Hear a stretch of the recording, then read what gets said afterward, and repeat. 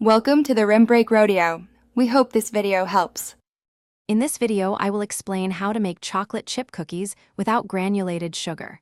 First, let's explore some fantastic alternatives.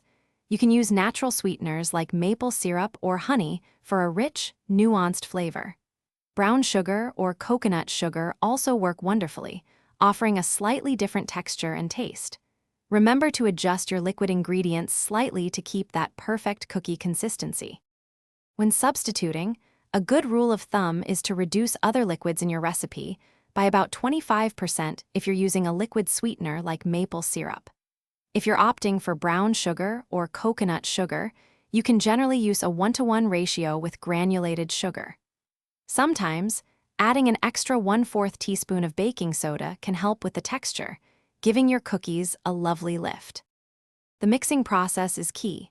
Cream your butter and sugar alternative together until light and fluffy, incorporating plenty of air. This helps with the cookie's texture.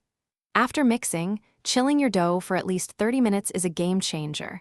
It prevents excessive spreading. Then, bake your delicious cookies at 350 degrees Fahrenheit for about 10 to 12 minutes, or until golden brown. Once your cookies are out of the oven, let them cool on the baking sheet for a few minutes before transferring them to a wire rack to cool completely. This helps them set properly. Store your delightful, healthier chocolate chip cookies in an airtight container to maintain their freshness.